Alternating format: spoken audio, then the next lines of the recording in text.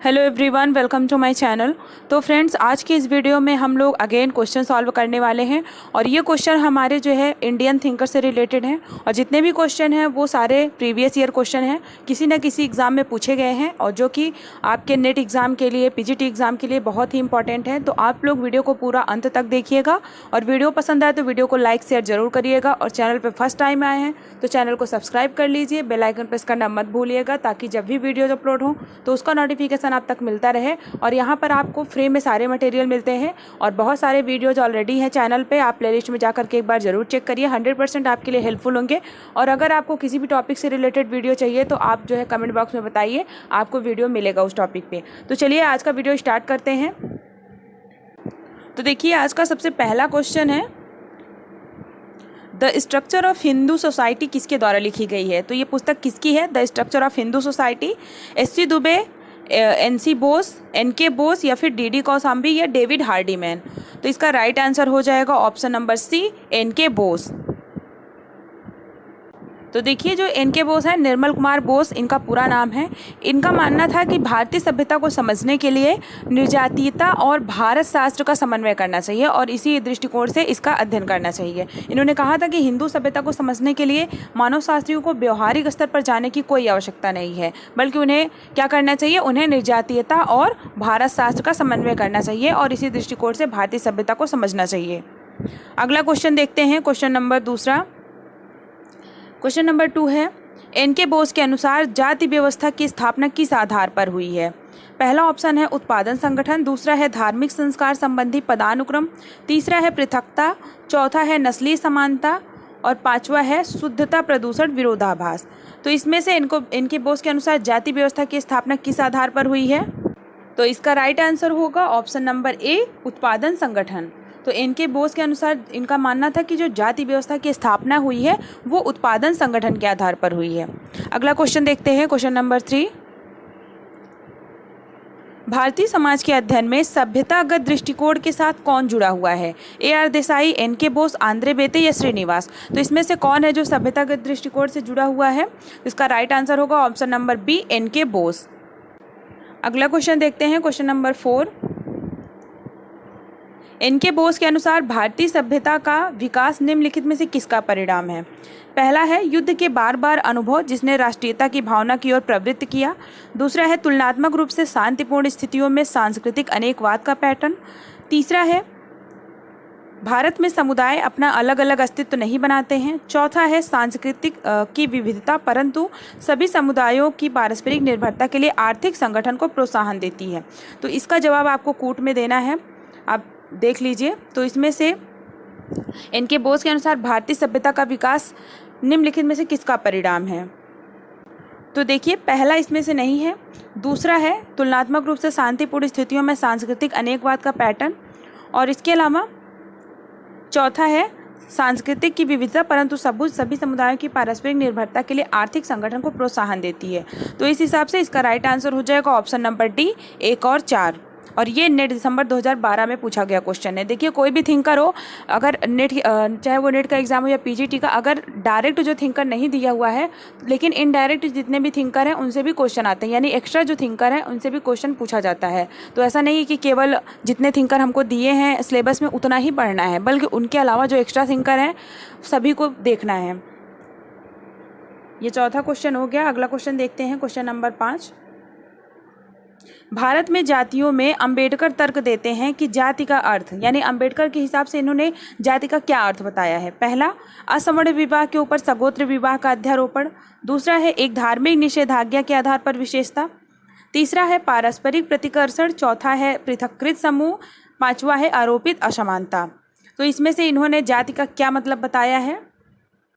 तो इसका right answer हो जाएगा ऑप्शन नंबर ए, असवर्ण विवाह के ऊपर सगोत्र विवाह का अध्यारोपण। अगला क्वेश्चन देखिए, question number 6। Depressed class welfare league की स्थापना किसने की थी। जी.के. गोखले, बी.आर. अम्बेडकर, राम मनोहर लोहिया, महात्मा गांधी। तो इसका राइट आंसर होगा option number B, B R. Ambedkar. इन्होंने डिप्रेस्ड क्लास वेलफेयर लीग की स्थापना की थी। अगला क्वेश्चन देखिए, क्वेश्चन नंबर 7। दलित आंदोलन की 3 आधारभूत सिद्धांत शिक्षा, विरोध प्रदर्शन और संगठन को किसने सुझाया है। Jagjivan Ram, Kashiram, Mayawati, B R Ambedkar. तो दलित आंदोलन से संबंधित हैं बी आर अम्बेडकर। इसका राइट आंसर होगा, इन्होंने जो है दलित आंदोलन के 3 आधारभूत सिद्धांत शिक्षा, विरोध प्रदर्शन और संगठन को मतलब इन्होंने सुझाव दिया था कि आप अपने लिए लड़िए और शिक्षा के लिए विरोध प्रदर्शन करिए और संगठित होकर के मिल करके आंदोलन करिए। अगला क्वेश्चन देखिए, क्वेश्चन नंबर 8, बहिष्कृत हितकारी सभा के संस्थापक कौन थे? तो इसका राइट आंसर होगा option number C, B R Ambedkar. अगला क्वेश्चन, क्वेश्चन नंबर 9, निम्नलिखित में से किसने दलित वर्ग कल्याण लीग की स्थापना की थी? तो सेम वही क्वेश्चन है, थोड़ा बहुत वर्ड इधर उधर करके पूछता है, तो इसका भी राइट आंसर होगा option number A, B R Ambedkar. अगला क्वेश्चन देखते हैं, क्वेश्चन नंबर 10, निम्नलिखित में से कौन the untouchables who were the and why the become untouchables पुस्तक का लेखक है? B R Ambedkar, Mahatma Gandhi, I P Desai, J Michael Mahar. तो इसका राइट आंसर होगा option number A, B R Ambedkar. इन्होंने पुस्तक लिखी थी the untouchables who were they and why the become untouchables, ये इनकी पुस्तक है। अगला क्वेश्चन देखते हैं, क्वेश्चन नंबर 11, निम्न अधिकारों में से किस एक अधिकार को बी आर अम्बेडकर ने संविधान का हृदय एवं आत्मा की संज्ञा प्रदान की है? पहला ऑप्शन है धर्म की स्वतंत्रता का अधिकार, दूसरा है संपत्ति का अधिकार, तीसरा है समानता का अधिकार और चौथा है संवैधानिक प्रतिकार का अधिकार। तो इसका राइट आंसर होगा ऑप्शन नंबर डी, संवैधानिक प्रतिकार का अधिकार। अगला क्वेश्चन देखिए, question number 12, depressed class welfare league की स्थापना किसने की थी? तो ये देखिए तीसरी बार ये क्वेश्चन है, अलग अलग एग्जामों में अलग अलग वर्ड चेंज करके पूछते हैं, तो ये इसका भी राइट आंसर होगा option number B, B R Ambedkar. आगे देखिए अगला क्वेश्चन, क्वेश्चन नंबर 13, किसने लिखा है कि ऐसी कोई वस्तु नहीं है जो अछूत को पवित्र कर सके?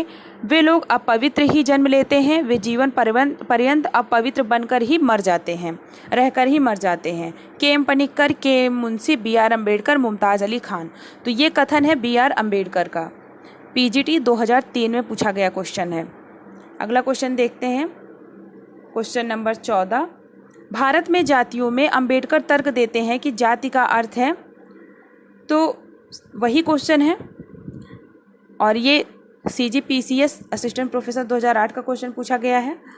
तो देखिए इसका राइट आंसर हो जाएगा ऑप्शन नंबर ए, असवर्ण विवाह के ऊपर सगोत्र विवाह। तो आप देख सकते हैं कि अलग अलग एग्जामों में एक ही क्वेश्चन रिपीट होता है, तो आप चाहे जो भी एग्ज़ाम हो सोशियोलॉजी से रिलेटेड, आप सभी के पेपर सॉल्व करिए, कहीं ना कहीं आपको एक एग्ज़ाम का जो है क्वेश्चन दूसरे एग्ज़ाम में देखने को मिल सकता है। अगला क्वेश्चन देखते हैं, क्वेश्चन नंबर 15, फटाफट से हम क्वेश्चन को देखते हैं क्योंकि प्रीवियस ईयर क्वेश्चन है, इसमें ज़्यादा कोई डिस्कशन नहीं करना है हमें। अगला क्वेश्चन है, किसने कहा ज़्यादा अधिक बुरी बात यह है कि चापलूसी एवं मानव संसर्ग में से बाधाएं अपनी अस्पृश्यता के कारण न केवल सार्वजनिक जीवन में भेदभाव की संभावना शामिल करते हैं बल्कि वास्तव में अवसर की हर समानता के सकारात्मक परित्याग और उन अधिकांश प्रारंभिक नागरिक अधिकारों के परित्याग की योजना तैयार करते हैं जिन पर सभी मानव आत्मनिर्भर करते हैं। तो ऑप्शन देखिए, गेल omelette, Gopal Guru, MN Srinivas, B R Ambedkar, GS Ghurye. तो इसका राइट आंसर होगा बी आर अम्बेडकर। ये चीज़ इन्होंने अस्पृश्यों के लिए बोला था, जो दलित जातियां थी उनके लिए इन्होंने ये चीज़ें कही थी कि ये मतलब ये खुद ही अपने आप को बदलना नहीं चाहते हैं, इन्हें अपने आप को चेंज करना होगा। अगला क्वेश्चन देखते हैं, क्वेश्चन नंबर 16, यह किसका विचार है कि जाति तथा अस्पृश्यता हिंदुओं को समुदाय जाति के रूप में कार्य करने नहीं देती है? David Hardiman, Louis Dumont, B R Ambedkar, MN Srinivas. तो इसका भी राइट आंसर होगा बी आर अम्बेडकर। इन्होंने कहा था कि जाति तथा अस्पृश्यता जो है ये हिंदुओं को समुदाय के रूप में कार्य नहीं करने देती है, यानी जो लोग एक दूसरे से अस्पृश्यता के आधार पर भेदभाव करते हैं, जाति के आधार पर भेदभाव करते हैं, तो इनका कहना था कि ये हिंदुओं को समुदाय जाति के रूप में यानी एक कम्युनिटी के रूप में कार्य करने नहीं देती है, आगे बढ़ने नहीं देती है।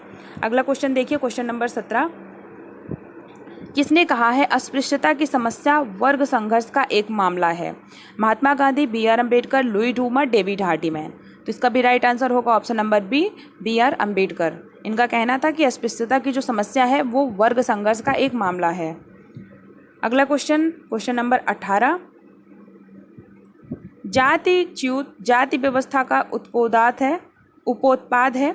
जाति व्यवस्था का उन्मूलन करने के सिवाय अन्य किसी तरह जातिच्युत को मुक्ति नहीं दिलाई जा सकती। यह कथन किसका माना जाता है? तो ये कथन है BR अम्बेडकर का।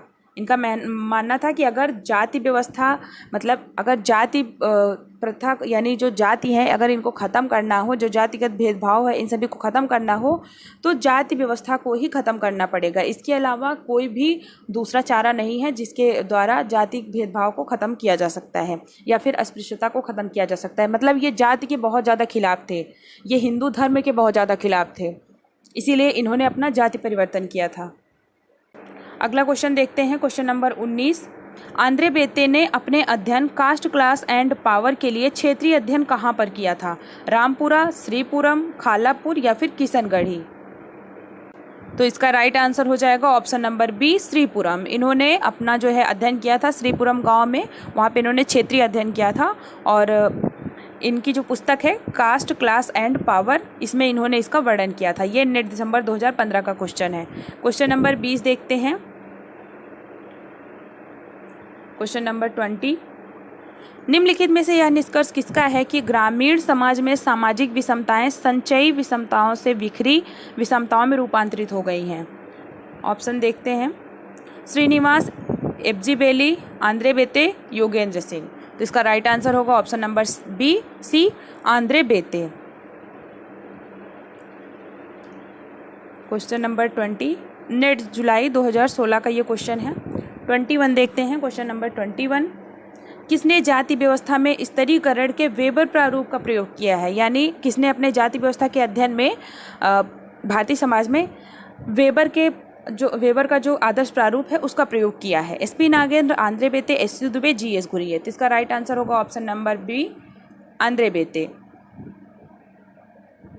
अगला क्वेश्चन देखते हैं, क्वेश्चन नंबर 22। अगला क्वेश्चन है, किस पुस्तक के प्रकाशन के 50 वर्ष पूरे हुए हैं और जिसने भारत में परंपरा और आधुनिकीकरण के अध्ययन में अपने योगदान के कारण इन वर्षों के दौरान एक शास्त्रीय पुस्तक का दर्जा प्राप्त किया है? ऑप्शन देखिए, पहला है social change in modern India, दूसरा है कास्ट, क्लास एंड पावर, तीसरा है विलेज इंडिया, चौथा है मॉडर्नाइजेशन ऑफ इंडियन ट्रेडिशन। ये नेट दिसंबर 2014 का क्वेश्चन है। तो देखिए इसका राइट आंसर होगा option number D, modernization of Indian tradition, जो कि योगेंद्र सिंह की पुस्तक है ये, मॉडर्नाइजेशन ऑफ इंडियन ट्रेडिशन। तो इस पुस्तक के बारे में कहा गया है इसने 50 वर्ष पूरे किए हैं और भारत में परंपरा और आधुनिकीकरण के अध्ययन में अपना पूरा योगदान दिया है। तो इसका राइट आंसर हो जाएगा ऑप्शन नंबर डी, नेट दिसंबर 2014 का क्वेश्चन है ये। अगला क्वेश्चन देखते हैं, क्वेश्चन नंबर 23। सांदर्भिक रूप में संस्कृतिकरण जाति की सांस्कृतिक गतिशीलता की एक धीमी और गैर प्रभावशाली प्रक्रिया है। यह कथन किसका है? MN Srinivas, Yogendra Singh, SC Dubey, D Pocock. NET दिसंबर 2015 में पूछा गया क्वेश्चन है। क्वेश्चन में क्या पूछा है कि संस्कृतिकरण जो है वो जाति की सांस्कृतिक गतिशीलता की एक धीमी और गैर प्रभावशाली प्रक्रिया है। यह किसका मानना है? तो यह मानना है डॉक्टर योगेंद्र सिंह का। इसका राइट आंसर होगा ऑप्शन नंबर बी। हम जितने भी ज़्यादा क्वेश्चन सॉल्व कर सकते हैं आधे घंटे में करेंगे। अगला क्वेश्चन देखते हैं, क्वेश्चन नंबर 24। किसने कहा है कि धर्मनिरपेक्षता भारतीय समाज के आधुनिकीकरण की एक उप प्रक्रिया है? AR देसाई, योगेंद्र सिंह, TK ओमान और MN श्रीनिवास। तो इसका राइट आंसर हो जाएगा option number B, Yogendra Singh. ये भी नेट नवंबर 2017 का क्वेश्चन है। इन्होंने कहा था कि धर्मनिरपेक्षता जो है वो भारतीय समाज के आधुनिकीकरण की एक उप प्रक्रिया है।